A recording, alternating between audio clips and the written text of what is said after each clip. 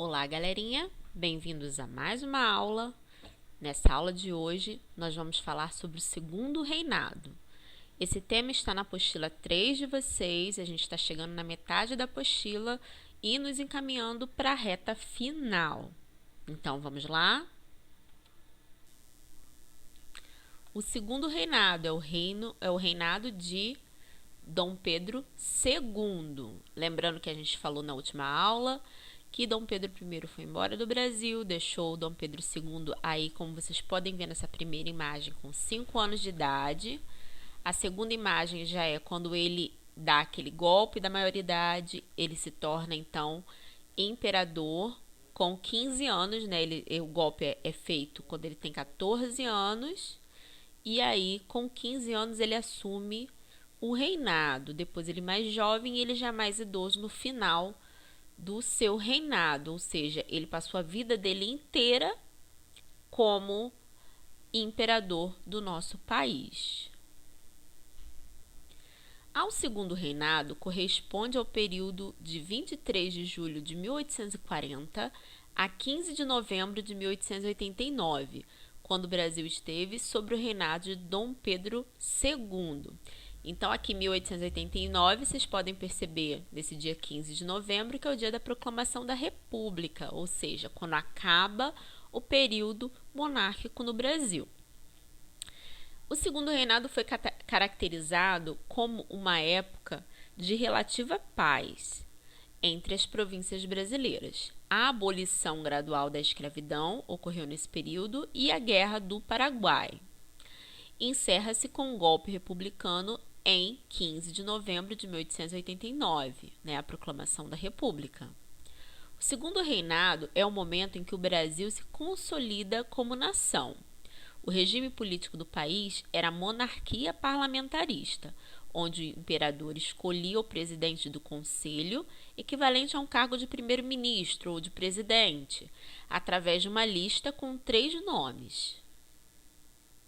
No plano econômico, o café adquire importância fundamental, sendo o produto mais exportado pelo Brasil.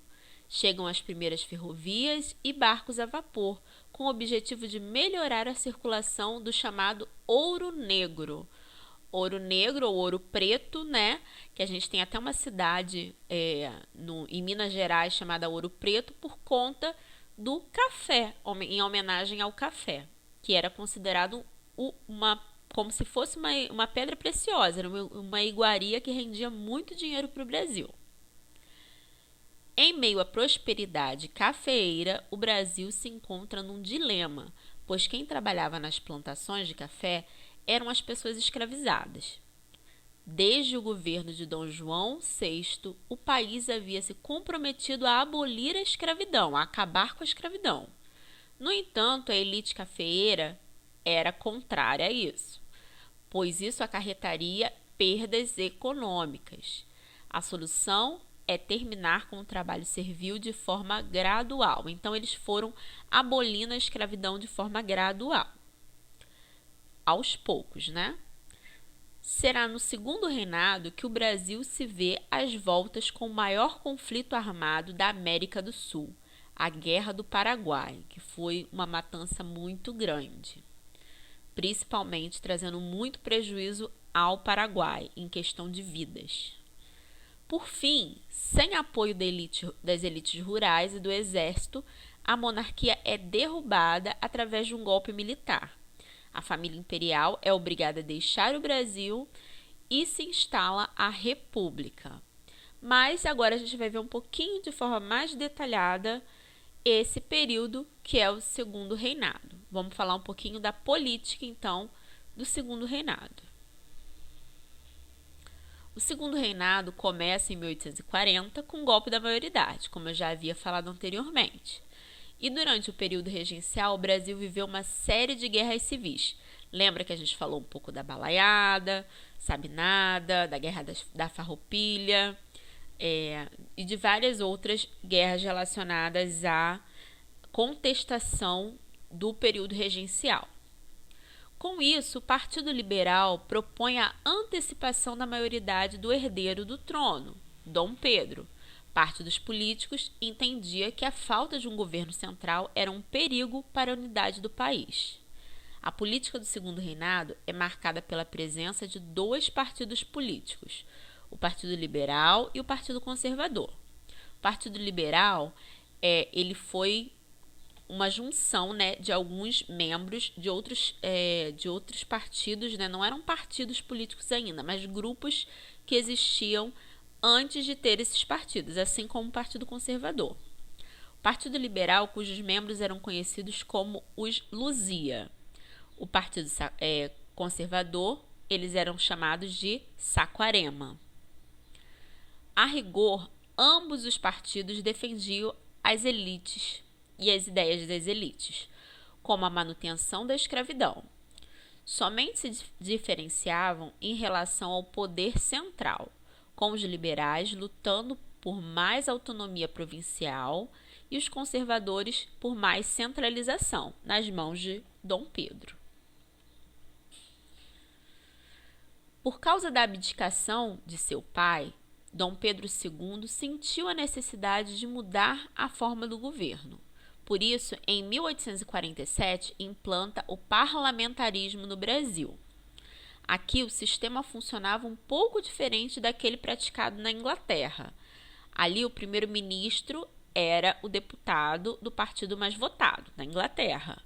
Já no Brasil, o presidente do conselho, o primeiro-ministro, era escolhido pelo imperador, a partir de uma lista com 3 nomes. Esse sistema ficou conhecido como parlamentarismo, às avessas. O imperador também detinha o poder moderador, mas esse foi usado poucas vezes pelo soberano. O que era o poder moderador? Ele tinha poder de influenciar em qualquer área do governo brasileiro. Ele podia modificar, por exemplo, decisões do judiciário, dos juízes, do legislativo, da Câmara de Deputados. Ele poderia modificar qualquer decisão através do poder moderador. Mas, como foi falado aqui, ele usou poucas vezes esse poder autoritário, né? Comparando ao período regencial, não houve muitos conflitos internos durante o Segundo Reinado.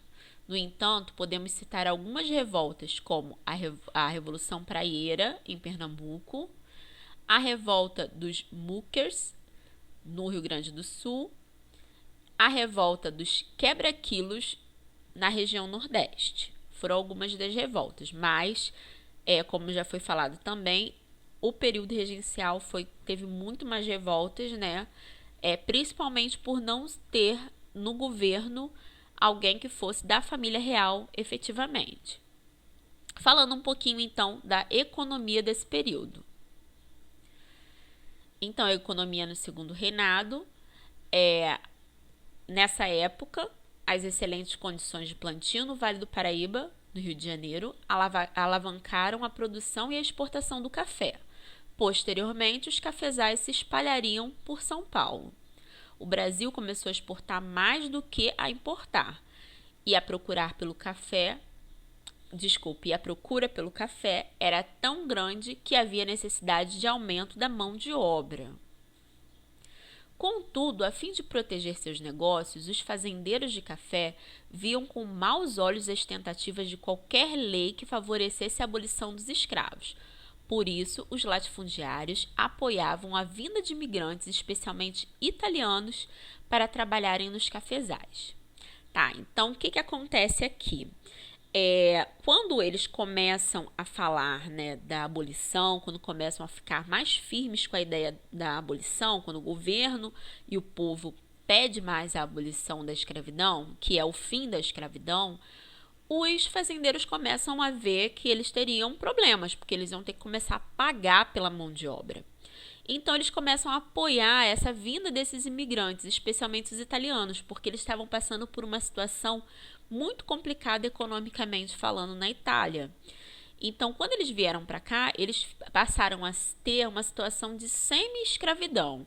O que é uma situação de semi-escravidão? São salários muito baixos ou praticamente nenhum salário, E aí eles davam aquela questão, a desculpa de você não é escravo, porque eu tô te dando a moradia, então você é mais ou menos, eu vou te pagar, mas eu vou te cobrar o aluguel. E aí o valor que eu vou te pagar vai voltar praticamente todo como aluguel para mim. E outra situação, eles tinham que comprar comida, porque quando eram escravos, os donos davam a comida, mesmo que fosse podre ou que fosse restos, eles davam para os escravos. Agora, a partir do momento que a mão de obra passa a ser assalariada, o trabalhador que vai comprar a sua alimentação. E quem vendia a alimentação, quem era o dono das mercearias, né, que vendiam esses alimentos, eram esses fazendeiros. Então, de toda forma, eles recebiam de volta aquilo que eles estavam pagando para esses imigrantes. E era muito pouco. A situação era muito precária. Então, a gente fala que isso é uma situação de semi-escravidão. Em decorrência do crescimento da exportação do café, são construídas as primeiras ferrovias e nasceram cidades. Os portos de Santos e Rio de Janeiro prosperam. Nessa época, começam a ser montadas as primeiras fábricas no Brasil, ainda que de forma isolada, e em grande parte devido ao trabalho do Barão de Mauá, que era uma pessoa que era um visionário, digamos assim.